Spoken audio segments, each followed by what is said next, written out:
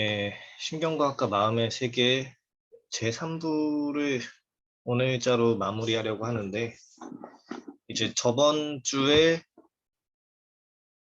1차 의식까지, 기억된 현재까지 다뤘다고 한다면, 이제 언어와 고차원적 의식 제12장, 13장, 14장을 끝으로 마무리를 하도록 하겠습니다.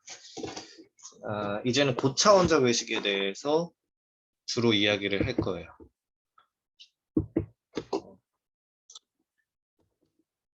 그 전에 간략하게 복습을 하는 게 좋을 것 같아요. 제가 저번에 또 썸 타기에 대해서 그 콜로키엄을 하신 최성우 선생님 발표를 들으신 분이 계시잖아요, 여기에. 계신데 그 교수님이 수업할 때 복습을 자주 리마인드를 해주셨는데, 왜 저렇게까지 할까? 왜 저렇게까지 복습을 리마인드를 시켜줄까라고 생각을 했었는데, 이제는 그 마음을 조금 이해가 조금 될 것 같더라고요. 이 듣는 사람이 이전에 진도를 잘 따라왔는지 약간 불안한 마음이 좀 있기도 해서, 그래야 이 다음 것들을 더 그 기반으로 이해를 할 수 있으니까, 그래서 좀 그 리마인드를 하는 마음을 좀 이해가 될 것 같아요. 그래서 좀 복습을 간략하게 더 다시 하자면, 왜 TNGS 이거를 다시, 왜 저번에도 본격적으로 했고 저번에도 복습했고 왜 이번에도 또 복습하냐면, 이게 그만큼 중요하고, 이걸 기반으로 쭉 딱 여기 이 원칙만 쭉 밀고 나가서 1차 의식, 1차 의식, 최종 선택 1차 의식, 그리고 고차 의식, 언어의 출현, 이런 것까지 다 밀고 나가서 설명을 하려는 것이기 때문에 이게 굉장히 중요합니다. 그게 그렇게 어려운 것도 아니니까 그냥 간략하게 또 리마인드 하기에 좋을 거라고 생각을 해요. 보면은 처음에 발생 선택이 일어나죠. 세포가 분열되거나 세포가 소멸돼서, 이제 세포와 이제 시냅스가 어느 정도 형성이 돼서 발생 선택으로 인해서 형성되고, 세포와 그 세포 간의 연결을 형성하는 시냅스가 만들어지고, 그 이후에 이건 뭐 아기 때라고 한다면, 이제 아기 이후에 수많은 수많은 환경 세계의 그 상호작용과 학습으로 인해서 더 강화될 시냅스는 더 강화되고, 천해질 건 천해지고, 이런 식으로 여기 이 그림을 왼쪽 그림에서 이쪽 선 위주로만 강화가 되고, 이 부분은 이 부분 천해졌죠. 가지치기 당했죠. 그러니까 더 쓰임 받은 시냅스들은 더 강화가 되고 학습이 되고, 강화 학습이죠. 이게 지금 딥러닝 이런 원리가 쭉 이용이 돼서 딥러닝이나 강화학습 같은 그런 프로그래밍에도 어느 정도 응용이 돼서 활용이 되는 건데, 쳐낼 건 쳐내고 안 써질 거는 배제되고, 이제 이렇게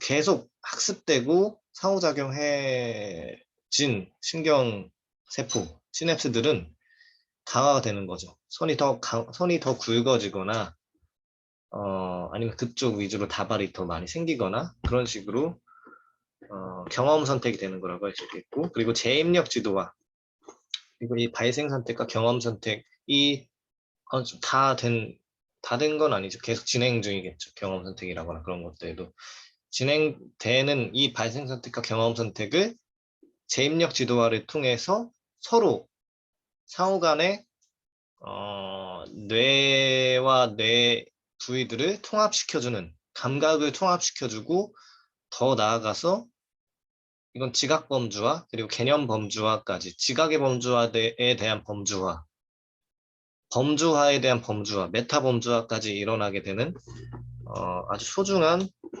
그 원칙이라고 할 수 있겠습니다. 재입력 지도화. 예, 이 발생 선택, 경험 선택, 재입력 지도와 TNGS의 세 가지 도그마 기본 교리를 통해서 이제 1차 의식도 설명하고 고차 의식도 설명하겠다. 우리의 의식이 정체가 뭔지 거기에 대해서 설명을 하겠다. 이겁니다. 이 의식도 마찬가지로 우리의 기억이라거나 범주와 지각, 개념,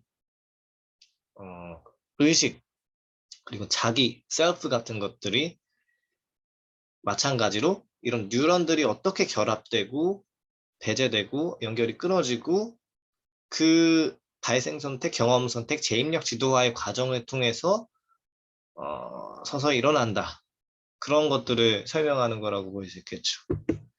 네, 이것도 저번에 봤던 거죠. 저번에 봤던 1차 의식 다이어그램이에요. 1차 의식 다이어그램인데 이거는 잘 익혀두고 외워두는 게 상당히 중요하죠. 이게 아주 간략하고 그렇게 상세화된 도표 다이어그램은 아니지만 정말 이 다이어그램으로서 많은 것들이 설명을 될 수 있기 때문에 이걸 틀에 넣는다면 이거를 이 다이어그램을 틀에 잘 넣는다면 다른 것들을 다른 마음에 관한 이론을 익힐 때에도 심리학, 신경과학 이론을 익힐 때에도 조금 더 간편화되는 틀을 조금 더 이해가 쉬운 패러다임을 머릿속에 집어넣는 거라고 생각을 하시면 되겠습니다. 이걸 익혀두고 익혀둔다면 다른 것들을 배울 때 훨씬 더 쉽게 익힐 수 있을 거예요. 이게 좀 이따 볼 고차 의식하고 이거 하나 차이에요. 브로카 앤 베르니케 영역. 이거 하나 차이여서 솔직히 다 똑같은데 외울 거면은 이 다이어그램을 외우는 거를 추천드립니다. 그러니까 별거 아니고 이거 영어로 되어 있기 때문에 그런데 별거 아니고 왼쪽은 저번에 했던 게 왼쪽이 셀프 쪽, 왼쪽이 나의 영역이고 오른쪽을 외부 세계의 영역이라고 생각하시면 좋아요. 여기가 나하고 여기가 외부 세계 영역. 그러니까 왼쪽은 이제 신체 예산이라고 저번에도 이야기했었는데 감정은 어떻게 만들어지는가 같은 에서 말하는 걸로 치면 이게 신체 예산이라고 보시면 되겠습니다. 항상성 내부 세계가 어떻게 돌아가는지에 대한 항상성을 여기서 브레인스템, 뇌관과 시상하부와 자율중추 센터에서 그 정보를 취합해서 아래에다가 보내요. 해마와 편도체와 아래가 여기죠. 해마와 편도체와 중격 영역에다가 보냅니다. 그리고 이게 지각의 이게 그 항상성에 대한 가치를 내 몸이 어떻게 신체 예산이 어떤 상태인지 여기다가 보내는 거죠. 여기가 가치의 영역이라고 할 수 있겠죠. 내 내적 상태에 대한 현재의 내적 상태에 대한 가치 보고, 신체 예산 보고라고 할 수 있겠고, 재정 보고죠, 일종의. 재정 보고고, 그리고 외부 세계, 여기 논셀프라고도 하고, 어떤 면에서 월드라고도 할 수 있는 그런 논셀프 영역에서는 여기가 왼쪽이 의식의 내용이라면, 의식의 상태라면, 오른쪽은 의식의 내용이 들어오는 거라고 보시면 되겠습니다. 왼쪽에서 의식의 상태, 그리고 오른쪽에서 의식의 내용들.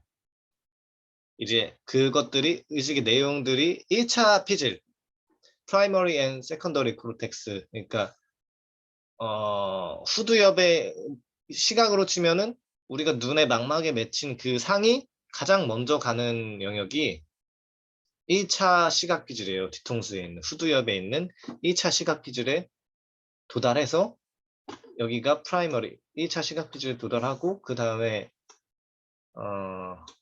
2차 시각 피지 또 더 연합 영역으로 가서 이렇게 되면서 여기도 마찬가지로 우리가 봤던 것들이 외부 세계에서 봤던 것들이 여기 아래로 흘러 들어가게 되죠. 해마와 편도체와 중격 영역으로 들어가게 되면서 여기서는 지각의 현재에 대한 지각의 범주화가 일어나는 거라고 보시면 되겠습니다. 여기 한국어로 나와 있는데 더 보실 건 그 한국어로 보실 건 181쪽을 참고하시면 되겠고, 참고로 말해서 여기 이 한국어 번역본에서는 이 하이포살라무스가 해마로 번역되어 있는데 이거를 해마로 써져 있는 거 지우시고 시상하부로 고치시면 되겠습니다. 그러니까 다시 말해서 왼쪽에서 가치가 내 상태, 주관적인 가치, 항상성, 신체 예산 이런 것들이 아래로 유입되고 오른쪽에서는 현재 상황에 대한 지각 범주화가 일어나게 되면서 여기 섞입니다. 여기서 섞이죠. 그러니까 이 오른쪽에 있는 지각 범주화 그 자체는 중립적일 수도 있는데 원리적으로 처음 들어오는 범주화가 중립적일 수는 있는데 이제 더 이상 그럴 수는 없고 그건 원리적인 이야기. 첫 번째 들어온 건 중립적이지만 가치하고 왼쪽에 들어온 이 신체 예산의 내 몸의 가치계의 그 평가가 섞이기 때문에 주관적인 느낌이 섞이기 때문에 여기서 편도체와 해마와 중격 영역이 세텀에서 섞이기 때문에 중립적인 범주화를 하지 못하죠. 중립적인 범주화를 하지 못하고 지각 범주, 외부 세계에 대한 지각 범주화를 하면서 그것이 가치와 섞이고 가치에 물든 세계를 주관적인 느낌이 물든 세계를 바라볼 수밖에 없다라는 게 여기서 나오는 함축이죠. 여기서 지각 범주화가 이렇게 일어나고 또 아래로 개념의 범주화가 일어나게 되면서 전두엽, 측두엽, 부정엽에서 조금 더 특수 가치 범주 기억이라고 여기서 번역이 되는데 Special Value Category Memory 그러면서 다시 여기서 생긴 것들이 여기서 가치와 섞인 범주화의 기억들이 다시 피질로 올라갑니다. 1차 시각 피질로 올라가면서 다시 세계를 바라볼 때 그 기억을 기반으로 세계를 인식하고 범주화하기 때문에 섞이죠. 가치에 물든 눈으로, 가치에 물든 귀로, 가치에 물든 코, 물론 눈, 코, 입이 자체가 그런 게 아니라 가치에 물든 뇌를 통해서 인식을 할 수밖에 없다는 게 여기서 나오는 커다란 함축이죠. 여기서 이 루프가 뱅글뱅글 계속 돌아가면서 장면이 생성된다고 이야기를 하죠. 그러니까 동영상은 아니에요. 아직까지 여기서 1차 의식에서는 컴퓨터 파일로 치면 동영상은 아니고 장면이에요. 장면. 현재만 있는 장면이에요. 우리 인간들은 적어도 고차 의식을 가진 우리 인간들은 과거, 현재, 미래 좀 아주 초월적인 세계까지 상상할 수 있는 그런 고차 의식을 가지고 있죠. 그 경우에는 동영상을 우리가 보는 거라고 생각할 수 있겠는데 비유적으로 말한다면 이거는 아직까지 장면이에요. 1차 의식을 가진 동물들은 장면이 생성이 돼요. 그래서 이 가치에 물든 예전 기억을 기반으로 범주화를 하고 지각을 하고 인식하는 이 동물들은 기억된 현재라고 이야기를 하죠. 이 1차 의식을 다른 말로 해서 기억된 현재, remembered present라고. 왜냐하면 그냥 있는 그대로 현재를 바라보는 게 아니라 기억된 것을 바탕으로 현재를 인식하고 지각하고 범주하기 때문에 기억된 현재가 그래서 기억된 현재다. 이런 이야기를 앞에서 했습니다. 예, 그래서 감정은 어떻게 만들어지는가에 나온 그 다이어그램을 가져왔는데 이것도 단순하죠. 단순하지만 아주 쓸만한 다이어그램이라고 생각할 수 있겠습니다. 이 예측, 그러니까 이거는 모든 동물들, 인간뿐만 아니라 모든 동물들이 1차 의식을 가진 모든 동물들, 1차 의식 안 가지더라도 1차 의식 적어도 1차 의식을 가진 동물들은 다 가지고 있는 도식이라고 보시면 되겠습니다.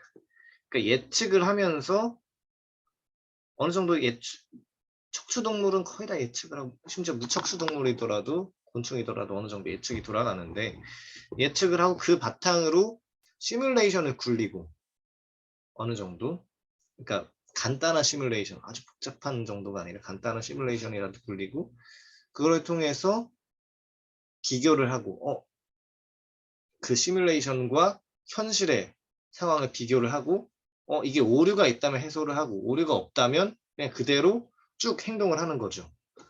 여기서 이 감정을 어떻게 만들어지는가에 그리고 이 도표하고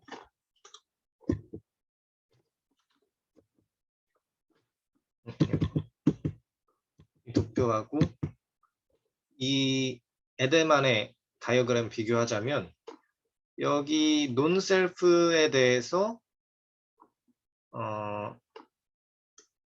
계속 이 개념을 바탕으로 아래에 있는 개념들 동물들도 개념이 있어요. 다만 우리 인간들은 고차의식을 가진 인간들은 언어를 통해서 굉장히 폭발적인 개념의 증가를 보여줬을 뿐이지 동물들도 개념이 있습니다. 이 개념을 기반으로 예측을 하는 거죠. 외부 상황에 대해서 이렇게 쭉 예측을 해서 여기다 정보를 보낸 다음에 그걸 바탕으로 예측을 하면서 시뮬레이션을 굴리고 그걸 바탕으로 계속 행동을 이끌어 나가고 지각범주화를 하면서 여기서 외부 세계가 여기서 이렇게 감각이 들어오면 비교를 하죠. 현실과 내 예측이 얼마나 잘 맞아떨어지는지 혹은 맞아떨어지지 않는지 비교를 하면서 비교를 하고 잘 맞아떨어지지 않으면 다시 뭐 수정을 하고 그 과정을 통해서 이게 빙글빙글 여기서도 돌아가는 거죠. 여기서도 네. 그래서 예측, 시뮬레이션, 비교, 오류해서 물론 예측을 하고 시뮬레이션하고 그 다음 비교를 하는 이 과정이 완전히 뭐랄까 포퍼가 말한 그 철학자 포퍼 같은 사람이 말한 그런 반증주의적인 방식으로 완전히 잘못된 정보가 들어왔을 때 딱 반증이 되고 그렇지 않으면 그냥 하고 이런 식으로 완전 그 소위 합리적인 방식으로 이루어져 있지 않아요. 약간의 조금 내 모델하고 잘 맞지 않더라도 그냥 쭉 밀고 나가는 방식도 있죠. 왜냐하면 지금까지 20년 넘게 30년 혹은 더 오래 사신 분들이 60년, 80년 넘게 살아왔는데 잘 활용되었던 뇌의 그 마음 이론 모델이 몇 번 잘못된 정보가 보였다고 해서 그 모델 전체가 다 수정된다는 거는 너무나 어떻게 보면 불합리하고 비효율적인 일이죠. 그래서 이게 비교가 그렇게 완전 그 반증주의적인 방식으로 소위 말해 합리적인 방식으로 맨날 일어나는 건 아니고 이게 패러다임이 어떻게 변하느냐 마치 과학 철학을 안다면 쿤의 방식으로 돌아가는 거라고 그런 거에 가깝다고 보시면 되겠습니다. 네, 그래서 이런 방식으로 제가 왜 이 감정은 어떻게 만들어지는가랑 이 에델만의 다이어그램하고 비교를 했냐면 에델만의 기억된 현재라거나 이런 1차 의식, 고차 의식 그리고 개념들의 생성 같은 것들이 리사 페드먼 베럿한테 굉장히 많은 영향을 주고 그 학자가 상당히 그 계보를 계승한 것 같은 흔적이 다시 또 감정은 어떻게 만들어지는가를 조금 훑어보니까, 그리고 다시 상기를 하다 보니까 굉장히 유사하고 계승했다 그런 느낌이 많이 들어서, 그래서 이 도표를 좀 다이어그램들을 좀 비교를 해봤고요. 그래서 이걸 바탕으로 맥락과 패턴제인 탑다운 인식을, 인지심리학 같은 데서 말하는 탑다운 인식을 어느 정도 좀 연관지어서 이야기를 해볼 수 있죠.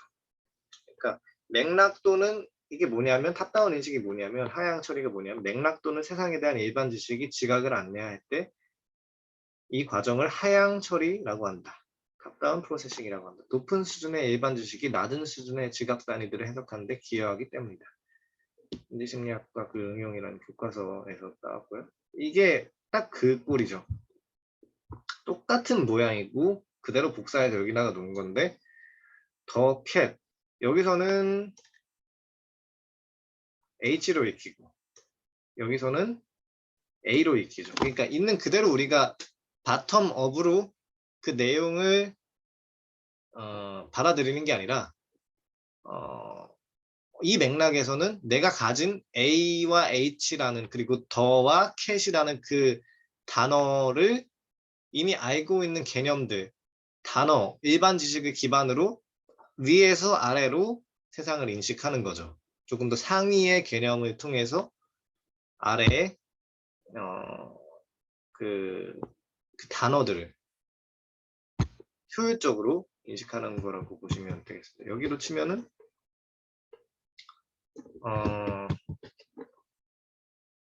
이 과정이 여기서 이렇게 Special Value Category Memory in Frontal Temporal Pre-Frontal Cortex, 여기서 개념 내 범주화가 일어난 이 영역에서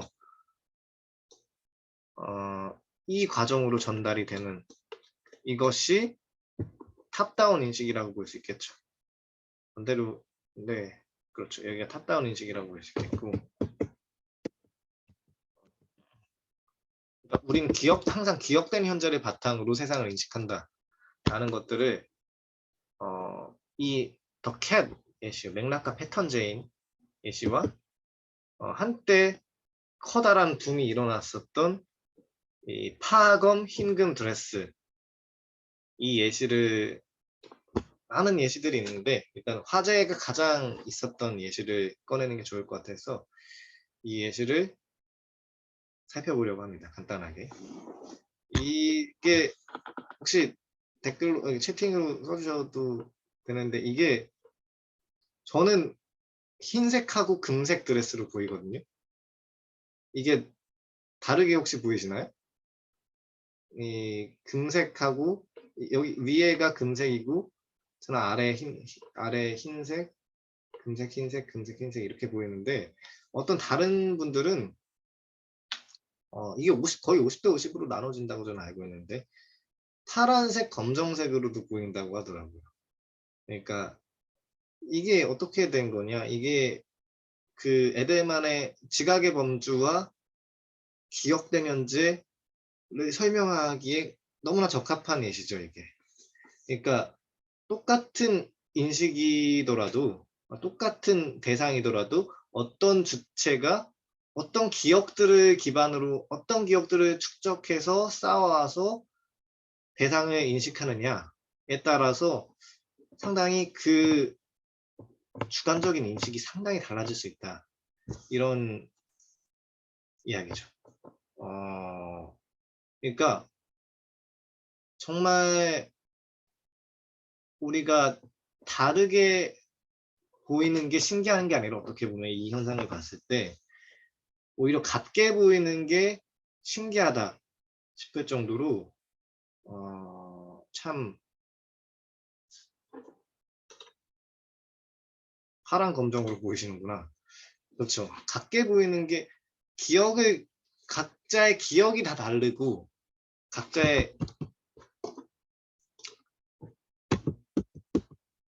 가지고 있는 이 개념과 기억들이 다 다르고 기억이 다르기 때문에 사물을 다르게 인식할 수밖에 없는 거죠. 다 자기만의 현상학적인 주관을 가지고 살아갈 수밖에 없다는 거죠. 다 자기만의 가치에 물든 세계를 바라볼 수밖에 없고 순수하게 중립적이거나 순수하게 객관적인 영역의 세계를 바라볼 수 없다라는 게 여기서 말하고자 하는 가장 중요한 함축 중 하나죠. 왜 그러면 기억이 달라? 학습이 다르고 그 가정이라거나 그 환경에서 겪은 상호작용이 다르기 때문이지 라고 이렇게 설명을 할 수도 있겠고, 이 차원이라거나 이 차원에서. 근데 왜 그러면 또 같은 쌍둥이라도 왜 그런 같은 쌍둥이 같은 환경에서 자랐는데 그러면 이 차원에서 또 넘어가야 되죠. 그러니까 같은 쌍둥이 혹은 같은 뭐 비슷한 환경에서 살았는데 쌍둥이가 아니더라도 이거 쌍둥이라기보다는 비슷한 환경에서 살았는데 그러면 왜 그 둘은 차이가 나? 쌍둥이가 아니라 같은 남남인데 그럼 비슷한 환경에 살았으면 비슷해져야 되는 거 아니야? 그러면 이 셀프 차원에서 유전자 차원에서의 기억까지 넘어가야 되죠. 내 조상의 조상의 조상의 기억이 유전자에 함축되고 축적되면서 달라지는 거야. 이게 어떻게 보면은 그 불교에서 말하는 업하고도 비슷하다고 저는 생각을 해요. 불교에서 말하는 업이 어떻게 쌓여왔고 그 업을 바탕으로 어떻게 또 행위하고 어떻게 보시를 하고 어떤 또 업을 자기만의 또 업을 또 쌓느냐에 따라서 과보가 달라지죠. 결과가 달라지기 때문에. 그래서 이걸 봤을 때 이게 이렇게 뱅글뱅글 돌아가고 이 다이어그램이 굉장히 그래서 여러모로 트라우마 치료 이론을 보더라도 뭐 어떤 자폐증, 우울증, 뭐 공황장애, 불안장애 이런 걸 설명할 때에도 이 다이어그램은 굉장히 여러모로 유용하고 중요하다고 이야기를 할 수 있겠습니다.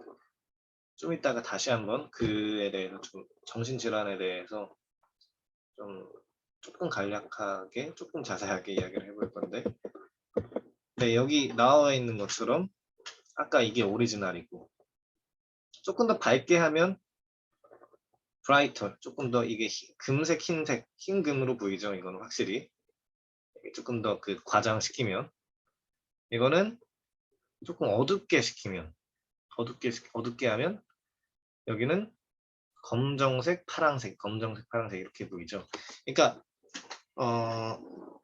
이것을 그러니까 처음에 이 오리지널 그림을 햇볕 아래에 있는 곳으로 바라보느냐 파악하느냐 아니면 그늘 아래에 있는 것으로 파악하느냐에 따라서 그거는 무의식적인 범주화가 자동으로 일어나는 거겠죠. 그러니까 어떻게 파악하느냐에 따라서 이 브라이터와 다커 이 두 번째 세 번째로 인식하는 게 달라진다는 건데 그러면 왜 그렇게 인식이 달라지느냐? 거기에 대한 기억이 달라서 그런 거겠죠. 이 옷이 그늘에 있었던 현상을 더 많이 봤느냐? 그게 더 익숙하게 더 범주화되는 삶을 더 살아왔느냐? 아니면 햇볕에 있는 쪽을 더 많이 바라봤고 많이 인식해왔고 그렇게 범주화하는 삶을 더 많이 살아왔느냐에 따라서 세상이 달리 보인다는 거죠. 그러니까 이거는 뭐 별 중요한 거는 아닐 수도 있는 문제인데 이걸 통해서 세상에 많은 그 인식들, 다양한 정치적인 개념, 정치적인 이데올로기,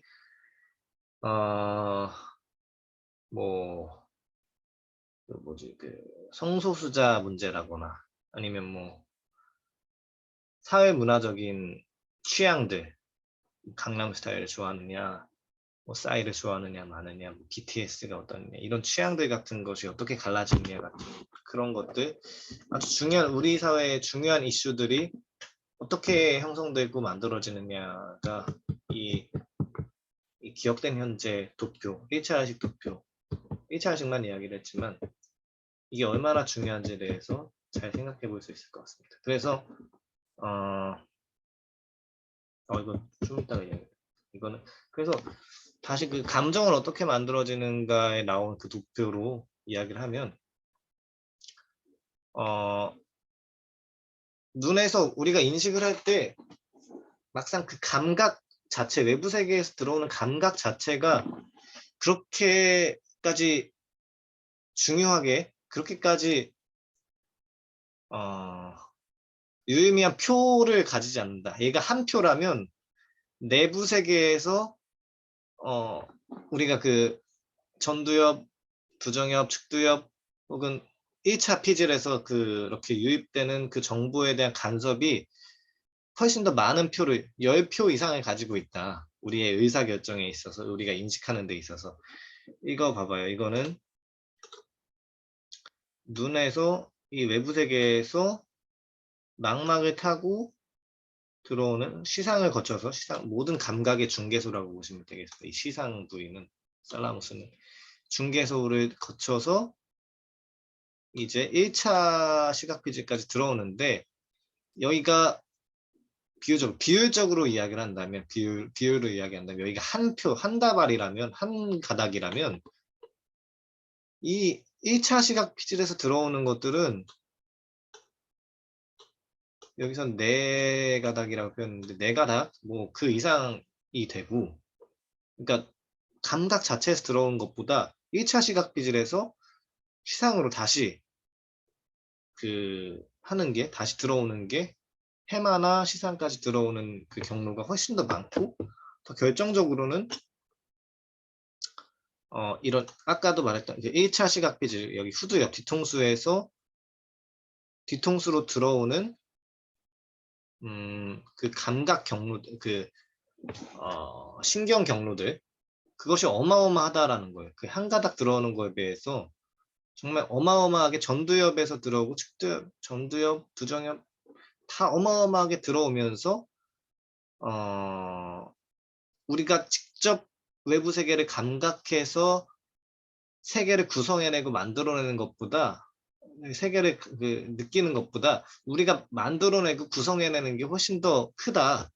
기억된 현재의 가장 해부학적으로 잘 드러내주는 표본이라고 볼 수 있겠죠. 기억된 현재를 통해서 오히려 있는 그대로 감각 자체를 받아들이는 거는 그 감정을 어떻게 만들어지는가에서 나오는 그 바닷물에서 뭐 조약돌 하나 이런 느낌이고 정말 우리 내부 세계에서 구성해내고 만들어내는 것들이 훨씬 더 크다. 그것이 기억된 현재다. 이게 여기서 말하는 큰 요지겠고요. 그래서 우리가 여기가 직접적인 감각이고 우리가 여기에 말하는 예측이고 예측과 감각이 얼마나 분배되어 있느냐에 따라서 그 여기 왼쪽과 오른쪽이 달라질 수 있다. 순수하게 감각적으로만 가면 아니 순수하게 예측적으로만 가면 명상, LSD 뭐 흡입 상태 그리고 여기는 왼쪽으로 감각 왼쪽이 예측적이고요. 왼쪽이 데이드리밍, 백일몽, 기억, 망상, 환각, 플라시보 이펙트, 상상, 옵티컬 일루전, 시각적 환영, 예측, 그리고 감각들과 예측하는, 매치하는 이런 예측들 이렇게 될 수도 있고, 아무튼 그 감각이 어떻게 배분되느냐, 예측이 어떻게 배분되느냐에 따라서 우리의 인식이 많이 상당 부분 달라질 수 있다라는 게 너무너무 감각이 그래서 우리가 대화를 할 때 너무 아는 얘기들만 하면 예측 쪽에만 치우쳐져 있죠. 그러니까 예측이 너무 다 되는 거예요. 예측이 너무 다 되니까 상대방 말이 지루하고 더 하고 싶은 대화를 하고 싶은 마음이 안 들 수도 있고 뭔가 시간이 무의미하게 느껴지고 그렇게 되는 거죠. 이 대화로 커뮤니케이션에 대한 주제로 또 적용하자면. 근데 또 그 극단적으로 이 센서리 인풋만 가득하다면, 그러니까 예측이 하나도 안 되는 거야. 상대방 말이 너무 어렵고 한 번 들어본 적 없는 그런 뭐 정말 뭐 엄청난 역량의 고도의 물리학자, 이론 물리학자가 막 공식 얘기하고 막 수식 막 써대고 한 번도 본 적 없는, 한 번도 내가 그 기반이 없는 그런 이야기를 한다면 도저히 예측이 안 되고 이게 예측이 안 되는 상태이기 때문에 센서리 인풋만 가득하고, 그래서 도저히 이 따라가기도 힘들고 정말 그 뭐라고 해야 되지, 졸릴 수도 있고 도저히 못 따라가겠는 거죠. 그래서 이 중간에 있는, 딱 중간 지점에 있는 이 상태가 굉장히 학습에 용이하다. 적절한 예측과 적절한 그 감각이 이렇게 들어오면서 어디 들은 것 같기도 한데 그러면서 새로운 감각 입력이 들어오고, 이게 그 미하 그 뭐 플로우 몰입 그 쓴 사람, 그 칙센트 미하이 같은 사람도 비슷한 이야기를 하더라고. 적절한 예측, 적절하게 알고 있는 그런, 적절하게 문제 해결을 할 수 있는 그런 상황에서 더 강한, 더 난이도 있는 과제를 주어져야 훨씬 더 아이들, 뭐 성인들도 학습을 잘한다, 효율적으로. 그런 것처럼 그러니까 대화할 때도 마찬가지로 어느 정도 티키타카 핑퐁이 오갈 수 있어야 더 재미나고 흥미롭고 유익한 대화가 될 수 있다는 거 여기서도 보여줄 수 있죠. 네, 여기까지가 이 예측을 기반으로 시뮬레이션을 하고 그걸 비교하고 오류 해소하는 이 감정을 어떻게 만들어지는가 다이어그램을 통한 적용이었고, 그 모태가 되는 건 어떻게 보면은 에델만의 1차 의식 다이어그램이었다. 이런 이야기를 할 수 있겠죠. 여기까지가 그 1차 의식을 리뷰하는 거였는데 길어졌네. 복습한다고. 네.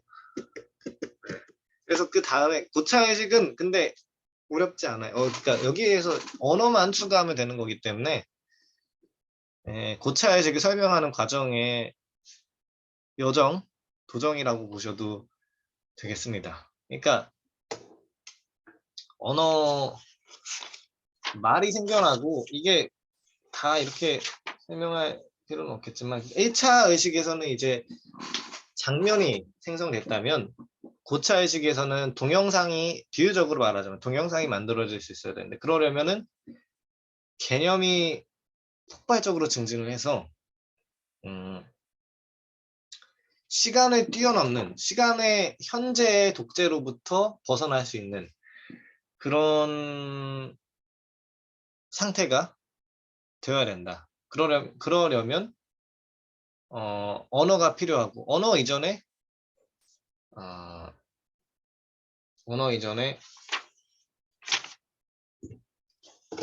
자기라고, 내 셀프라거나 셀프가 아닌 그런 자기와 비자기를 구별할 수 있는 능력도 있어야 되고, 주어 수어를 기반으로 자기, 셀프 혹은 논 셀프를 구별할 수 있는 그런 능력이 있어야 되고, 책에는 나오지 않았지만 부정문, 니게이션을 형성할 수 있는 능력이, 언어적인 능력이 있어야 된다고 이야기를 할 수 있겠죠. 그러니까 그래야 목적적인 사고를 할 수 있는데, 그래야 더 고차원적인 목적의식을 가지고 사고를 하고 행동을 하고 자유의지에 가까운 행동을 할 수 있는데, 그게 왜 그런 거냐면은 우리가 어떤 정보를 막 취득하면서 어떤 목적이란 건 정말 고차원적인 의식에서 나올 수 있는 건데, 왜 그런 거냐면은 지금 여기 없는 거잖아요, 목적이라는 거는.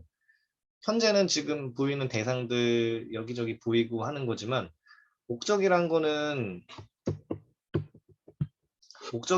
눈에 보이지도 않고 저 미래에 있을 거에 대해서 생각을 하는 것이기 때문에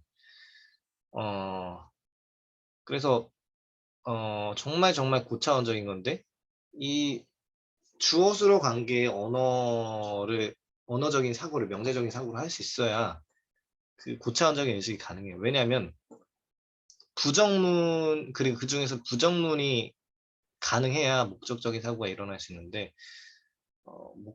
우리가 어떤 정보를 취합할 때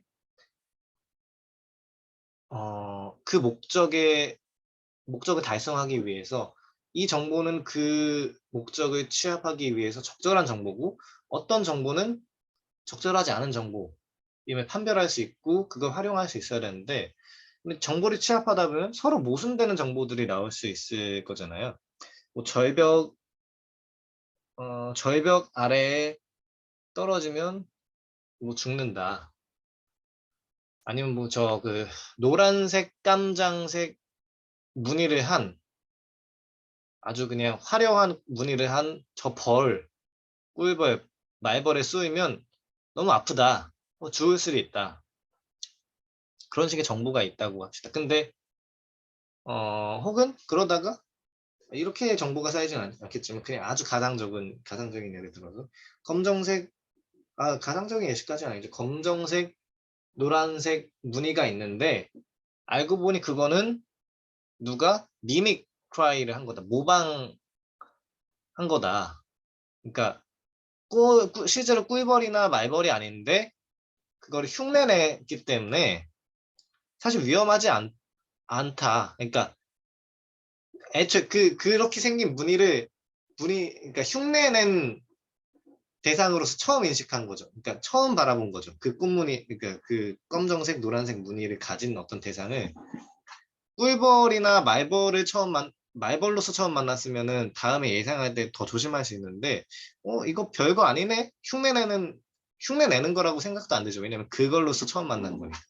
이건 별거 아니구나. 검정색, 노란색 무늬는 별거 아니구나라고 학습을 했다면, 다음부터는 사실 그건 좋은 정보가 아니잖아요. 다음에 이제 또 노란색, 깜장색 무늬를 가진 꿀벌과 말벌을 만나서 이제 대차게 이제 당했단 말이에요. 그럼 서로 모순되는 정보잖아요. 그러면 이거를 이거는 아니다. 부정문을 취할 수 있는 그런 능력이 대폭적으로 적용될 수 있어요.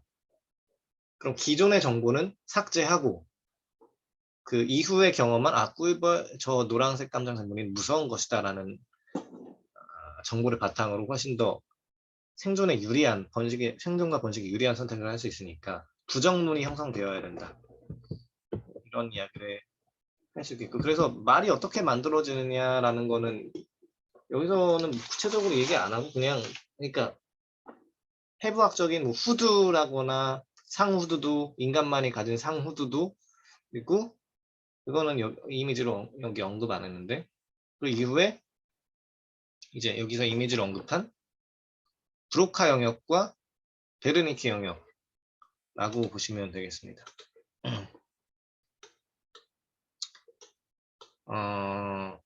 브로카 영역과 베르니케 영역은 많이 들어보셨을 거예요. 그 언어를 통해서 굉장히 중요한 기반의 영역이다. 브로카 실어증, 베르니케 실어증 이런 얘기를 많이 들어보셨을 텐데 브로카 영역이 고장나면은 이 인출이 제대로 안 되고 언어의 인출이 제대로 안 되고 이 베르니케 영역이 고장나면 이 뇌의 뒤쪽이 고장나면 이해가 제대로 안 되죠. 그러니까 어떻게 외우기 쉽냐면 그러니까 앞쪽은 이거는 알아두시면 다른 뇌에 대해서도 파악할 때 참 좋은데 여기 선을 기준으로 앞쪽은 운동, 뒤쪽은 감각 지도들이 모여 있어. 이렇게 생각하시면 너무나 다 적용되고 쉽습니다. 더 쉬워집니다. 그러니까 여기 저번에 아까도 얘기했죠. 여기 후두 옆 1차 시각 피질, 여기 측두 옆 쪽에 청각 피질이 있겠고, 두정 옆 쪽에 공간, 뭐 공간 감각, 뭐 촉각 다 있는데, 여기는 운동은 전두엽, 뭐 운동 피질, 브로카 영역도 여기에 포함되죠. 그러니까 인출하거나 운동하거나 생각도 전두엽이 뭐 생각의 기지라고 하는데 생각인데 왜 운동이지라고 하죠. 생각은 내적인 운동이라고 파악을 하면 되는 거죠. 내적인 운동. 내적인 대화, 이너 터킹, 내적인 운동 이렇게 보시면 됩니다. 그래서 여기가 운동, 이 중간을 기반으로 앞쪽이 여기 앞통수 쪽이 여기 운동, 뒤통수 쪽은 주로 감각이라고 생각하면 이 좌뇌 우뇌의 구분보다 이게 훨씬 더 중요하다고 더 많은 것들을 외우는데 더 적용되기 좋은 구분이라고 생각할 수 있습니다. 그래서 여기가 운동이니까 앞쪽이 운동이니까 앞쪽에 있는 이 브로카 영역 언어 이 뒤쪽에 있는 베르니케 영역하고 대비했을 때 이 브로카 영역은 여기 고장나면 인출이 안 되는 거죠. 말을 할 때. 그와 반대로 뒤에 베르니케 영역이 고장나면 제대로 제대로 이해가 지각이 제대로 안 된다. 언어를 할 때. 그거를 여기서 막간으로 아시면 참 좋을 것 같습니다. 그래서 이런 브로카 영역과 베르니케 영역이 발달하고 상후두도 말을 할 수 있는 성대를 통해서 소리를 낼 수 있는 분절적인 소리를 낼 수 있는 음소가 잘 발달되게 되고 그리고 그 청각 영역, 운동 영역, 개념 영역, 전두엽에 있는 개념 중추, 전두엽, 브로카 영역, 베르니케, 그 청각, 측두엽의 청각 영역 다 합쳐지고 다 재입력되고 리엔트리 되고 연결되면서 통합이 되고 그런 연결을 통해서 더 말을 할 수 있는 능력이 생겨났다. 처음에는 이런 의문론적인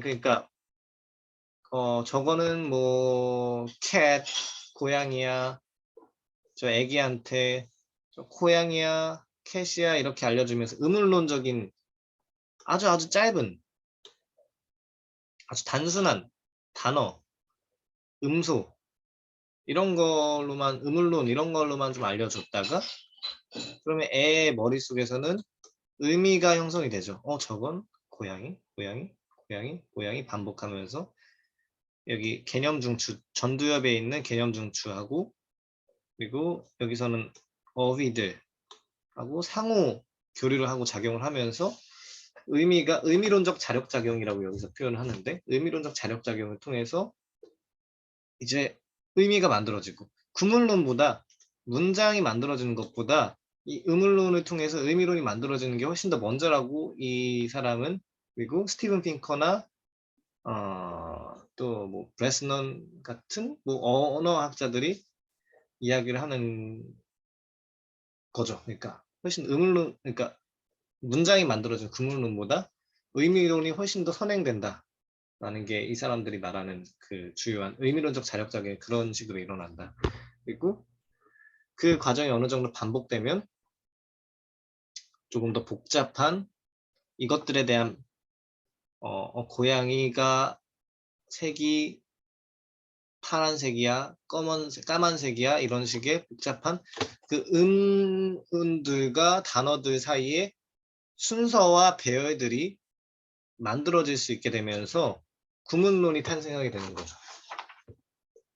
이제 충분히 큰 어휘 목록이 만들어지게 되면 구문론이 만들어지게 되고 의미론을 기반으로 구문론이 만들어지게 되고 이제 그 순서라는 게 굉장히 중요하죠. 언어에는 순서가 있기 때문에 어떻게 보면은 순서가 굉장히 중요하게 우리 소통에서 작용할 수 있다는 거는 과거, 현재, 미래에 대해서 생각할 수 있게 되는 조금 더 확장돼서 생각할 수 있게 되는 좋은 기반이 된다고 이야기를 할 수 있겠죠.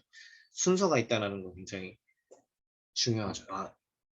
내가 밤중에 뭐 길가를 걸었다. 이런 문장에서 순서가 뒤집으면은 정말 말이 안 되거나 어, 뜻이 달라지거나 문장이라는 거 그렇게 될 수 있는 건데 순서라는 게 중요하고 과거, 현재, 미래 같은 그런 순서와도 상당히 연관이 있을 수 있다.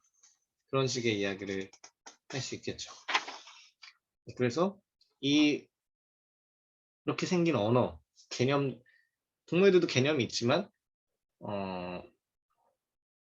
이렇게 우리 인간의 고차적인 의식을 통해서 생긴 그 언어를 통해서 기억이 조금 더 문자적으로 쌓이고 혹은 더 개념 중추에다가 더 폭발적으로 쌓일 수 있게 되고 이런 더 이미 여기에 있는 언어들이 여기 개념 중추에다가 특별한 그런 기억들이 계속 기호적인 기억들이 계속 추가되고 덧붙여지면서 더 효율적으로 개념들이 만들어내질 수 있게 된다는 거죠. 그래서 꼭 음성학적인 말이 아니더라도 뭐 수화 같은 것도 더 다양한 그래서 우리 그 장애가 있으신 분들이 수화를 통해서 소통을 할 수 있게 되는 거고 음성학적인 장애를 가지고 계신 분들이 청각적인 장애를 가지고 있거나 그런 식으로 이렇게 이루어지게 되는 거죠. 그래서 이 두 표가 굉장히 중요하게 만들어진다. 그러니까 그리고 이런 언어는 1차적인 의식을 기반으로 만들어진다. 1차적인 의식 없이는 만들어질 수 없다. 그리고 이런 언어 이론을 바탕으로 굉장히 폭발적인 개념의 증진이 일어나게 됐다라고 이야기를 할 수 있겠습니다. 그러니까 아까도 말씀드린 것처럼 여기가 신체 예산, 왼쪽이 내 항상적 시스템, 신체 예산이고 오른쪽이 피즐들, 외부 세계에 대한 인식, 범주화이고 여기가 이렇게 외부 세계에 대한 인식이 내 상태, 내 가치 평가에 대한 인식과 섞이게 되면서 지각 범주화 일어나게 되고 여기서 아래로 더 나아가서 더 그 지각 범주화를 범주화하면서 개념의 범주화가 발생하게 되고 그리고 이것이 다시 피질로 넘어가면서 그 루프가 뺑글뺑글 돌면서 1차 의식 장면이 생성되게 되고 그 와중에 이 피즐과 이 사이에 피즐과 전두엽 사이에 브로카 베르니키 영역 이게 끼어들게 되면서 인간에게는 의미론적 자력작용이 형성되게 된다. 이게 197쪽에 있죠. 우리 구격본 기준으로는. 그러면서 고차원적 의식이 발생하게 된다. 개념의 폭발적인 증진이 발생하게 되면서 과거, 현재, 미래를 생각하고 더 나아가서 여기 없는 목적도 상상할 수 있게 되고 더 공동체 그리고 사랑, 우정, 뭐 믿음, 소망, 사랑이라거나 종교적인 의식, 종교적인 세계관이라거나 요정, 뭐 신, 여신, 올림푸스, 가디언 뭐 이런 것들 그런 초월적인 세계까지 상상할 수 있게 되는 국가란 무엇인가 그리고 정의란 무엇인가 까지도 생각하면서 싸우고 다투고 이야기할 수 있게 되는 아주 고차원적인 의식이 생겨나게 됐다라는 게 이 고차 의식의 핵심이죠. 고차원적 의식의. 그러면서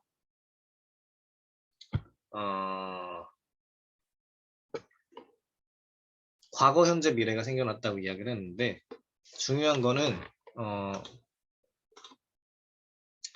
여기 과거, 현재, 과거, 미래까지만 쓰자면 동물에게는 현재밖에 없지만 1차의식을 가진 동물들에게는 현재밖에 없지만 우리에게 과거와 미래가 생겨나면서 좋은 것도 있지만 나쁜 것도 있죠. 그러니까 물론 이렇게 여기서도 말한 것처럼 정말 엄청난 개념들이 폭발적으로 증진하게 됨으로써 정말 어마어마하게 커다란 공동체도 형성되고 국가까지도 일어나게 되고 이제 세계 지구촌 공동체까지도 형성되게 되어서 우리 인구 숫자가 어마어마하게 늘어나고 진화생물학적인 입장에서 봤을 때는 적응도가 어마어마하게 높아진 거죠. 그런 면에서는 유전자의 승리다 라고 볼 수 있겠지만 유전자는 반대로 말해서 유전자의 승리지만 유전자의 승리는 그냥 단순히 개체수만 늘어나고 유전자만 엄청나게 복제돼서 늘어나면 될 뿐이지 유전자는 우리의 개체 행복과는 큰 상관이 없단 말이에요. 개체가 크게 행복하지 않아도 복제만 된다면 어떤 수를 써도 복제만 되면 되기 때문에 상관이 없는데 마찬가지로 나쁜 일이 일어날 수도 있죠. 이 과거라는 게 생겨났기 때문에 여기 과거에 대해서 집착하게 되면 이제 아주 거치게 말해서 우울증은 과거에 대해서 집착하는 우울증이 되는 거고 미래에 대해서 너무나 필요 이상으로 과도하게 불안하게 되면 공황장애, 불안장애가 생겨날 수 있게 되는 거죠. 마찬가지로 이런 신체 예산에 대해서 끊임없는 그 누적적인 불균형이 일어나게 되면 현재에 대해서 과거, 현재, 미래에 대한 적절한 예산 분배가 일어나지 않고 적절한 주의와 적절한 주의의 분배가 일어나지 않게 되고 신체 예산이 잘못된 것에다가 투입이 되고 혹은 제대로 투입이 되지 않고 혹은 너무 과도하게 투입되거나 너무 적게 투입되게 되면은 제대로 예측을 할 수 없게 되는 거죠. 아까 말했다시피 이런 예측, 시뮬레이션, 비교, 오류, 해서 이 과정이 굉장히 중요한데 이게 너무 뭐 피곤하거나 음식을 잘못 먹거나 운동을 잘 안 해서 내 몸이 항상적 시스템이 제대로 잘 작동이 안 돼서 신체 예산이 평가가 제대로 잘 안 되고 그러면 외부 세계에 대한 평가가 가치 평가가 제대로 여기서 일어나지 않게 되겠죠. 그러면 그런 사람 있죠. 그 저번에도 이야기했던 건데 이건 그 질의응답 시간에 이야기했던 건데 막 그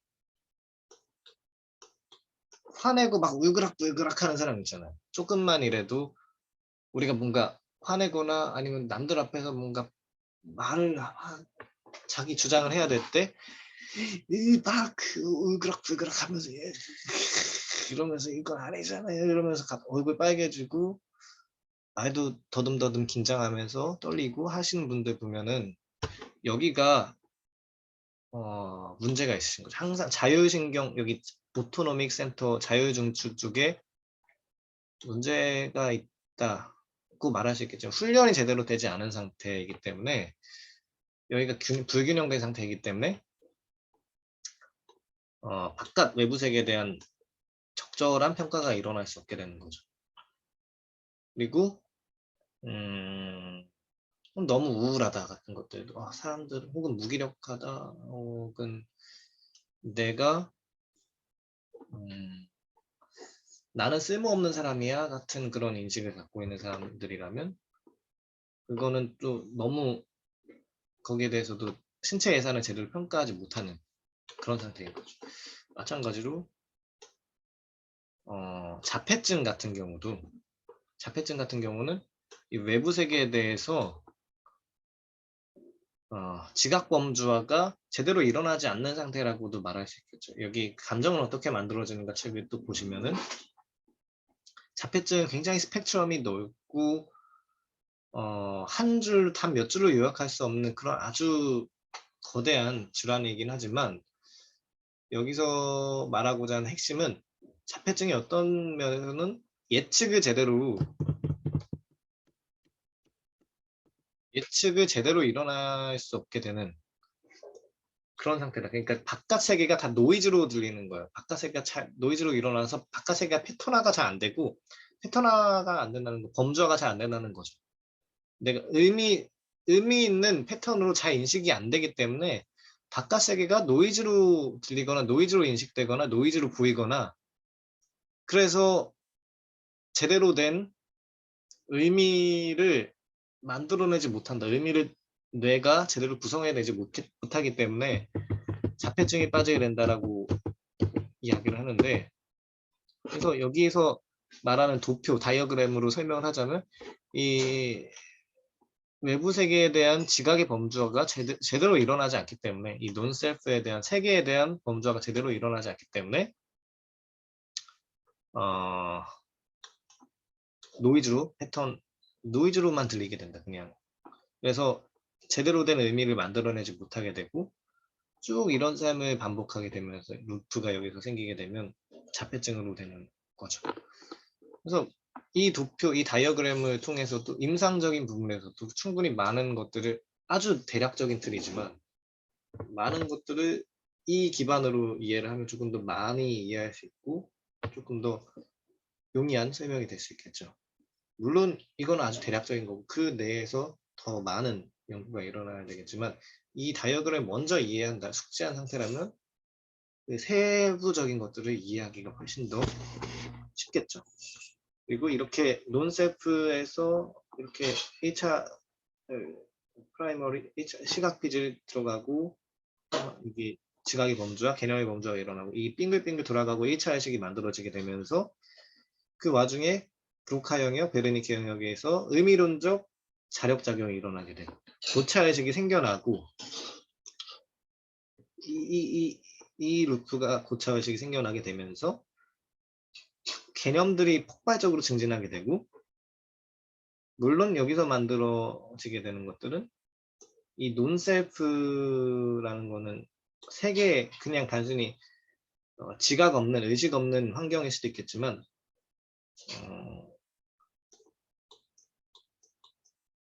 타자일 수도 있겠죠.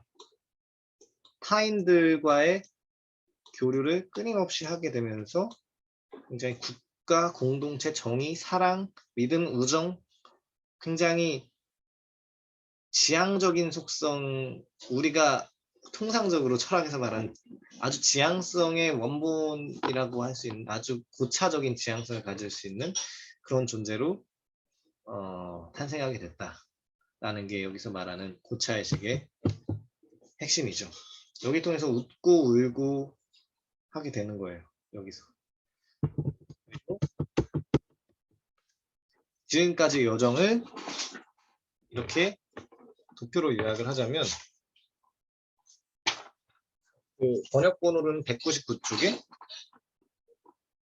처음에 자연 선택을 설명을 하죠. 자연 선택을 설명을 하면서 우리 유전자가 어떻게 선택이 되는지, 그리고 형태, 발생의 행위를 낳는 형태가 달라지면 행위도 기능도 달라진다 라는 자연 선택을 보여주게 됐고, 그를 기반으로 발생학적인 그런 설명을 하게 됐고, 그러니까 아까 말했던 것, 처음에 보여줬던 이 TNGS의 세 가지 기본 교리를 말하는 거죠. 발생, 선택이 되고,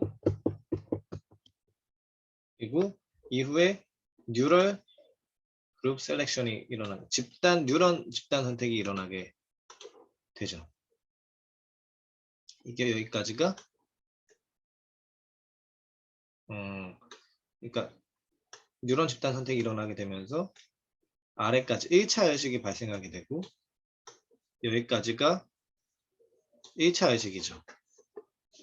아까도 설명했던 쭉 주구장창 꽤 많이 설명을 했던 왼쪽이 내부 세계이고 신체 예산이라고 볼 수도 있는 항상성 시스템, 에델만 용어로는, 오른쪽이 지각, 외부 세계에 대한 지각, 그리고 여기 합쳐지고 리인트런트 매핑, 재입력 지도화가 일어나게 되면서 개념이 생겨나게 되고, 개념이 생겨나면서 쭉 장면이 생성되게 되고 쭉 루프가 되면서 외부 세계에 대한 인식이 다시 계속 달라지고, 기억이 달라지면 또 외부 세계 똑같은 걸 보더라도 외부 세계에 대한 인식이 달라지는 거죠.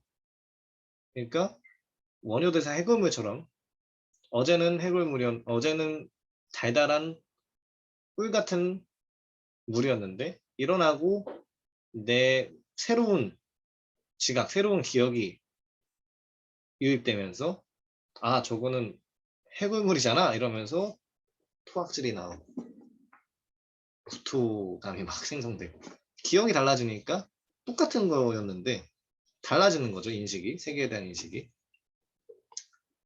1차적인 장면 그 기억이 지각의 범주가 계속돼서 업데이트되는 거고 개념들을 통해서 근데 고차적인 의식까지 가게 되면서 개념들이 폭발적으로 증진하게 되고 과거, 현재, 미래 이제 시간의 독재로부터 벗어날 수 있는 현재의 독재로부터 벗어날 수 있는 무한한 이런 초월적인 세계를 상상할 수 있는 그런 인간이 되었다라고 이야기를 할 수 있겠습니다. 여기서 사회적인 상호작용, 학습이라는 게 러닝이 굉장히 중요하다라는 이야기를 여기서도 하고 그렇죠. 여기 자연 선택, 발생, 뉴런 집단 선택, 1차 의식, 고차 의식까지 이야기를 하면서 에덴만 주요한 이론들이 아주 요약적으로 이렇게 정리가 될 수 있는 거예요.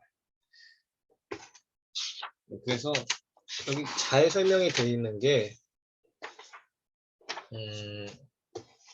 222쪽의 두 번째 문단부터 다음 페이지까지 여기에 대한 것들을 말로 잘 풀어냈다고 생각을 해보시면 할 수 있어요.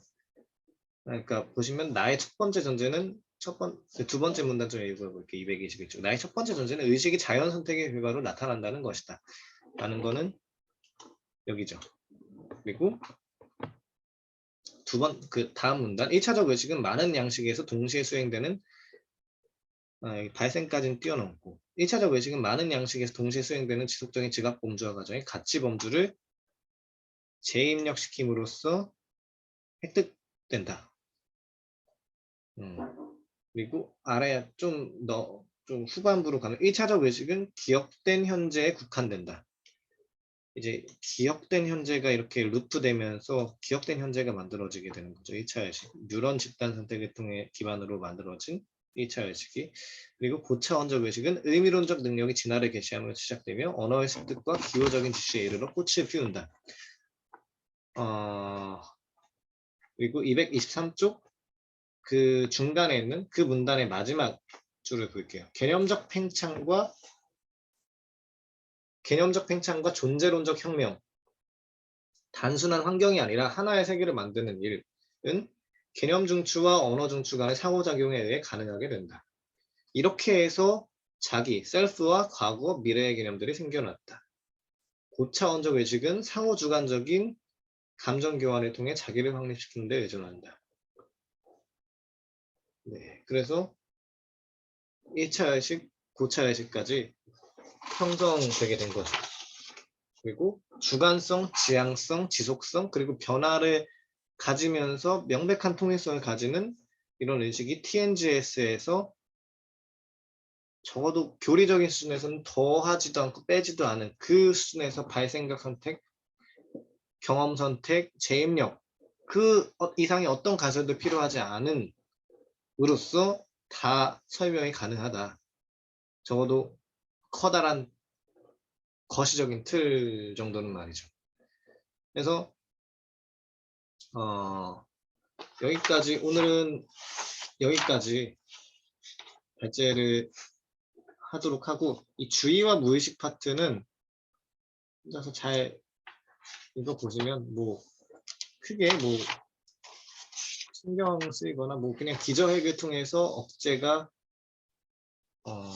일어나는 그 억제적인 게 출력이 억제적인 게 전두엽을 통해서 조절이 되고 무의식적인 것 같은 것들도 프로이트를 상당히 잘 계승하면서 설명하게 됐다. 그 확장된 TNGS 이론과 잘 맞아떨어진다 라는 거를 이야기하는 것이기 때문에 혼자서 잘 보시면 될 것 같고 여기까지 오늘 고차 의식까지 마무리를 하고 3부를 마무리함으로써 이제 에델만의 주요한 이론들이 다 설명됐다고 볼 수 있겠습니다. 이게 크게 어렵지 않죠. 이게 뭐 나름대로 대중들에 위해서 쓴 책이라고 하지만 그게 조금 어렵지만 크게 어렵진 않죠. 이렇게 막 거시적으로만 보면은 그냥 이 한 장이에요. 그냥 이 한 장. 아주 거치게 요약한 에델만의 이론은 이 한 장이고, 그래서 다음 4부부터는 이 확립된 이론을 기반으로 철학, 그리고 뭐 한다고 했지? 이 사람이 그리고 셀프란 무엇인가, 자기란 무엇인가, 그리고 장애, 정신병리학적인 그런 장애에 대해서 이야기를 하게 되고, 의식을 가질 수 있는 인공물이 가능할 것인가, 그리고 마지막으로 물리학과 심리학의 관계를 대칭이라는 원리를 통해서 더 명확하게 드러내 보인다고 이야기를 합니다. 이제 적용을 하는 거죠. 지금까지 정리된 이론을 바탕으로 4부에서는 이제 다른 영역들과 어떻게 조화를 일어날 수 있는지 거기에 대해서 적용을 해보려고 한다고 합니다. 여기까지 3부 발제를 마치도록 하겠습니다. 다음에 뵙겠습니다.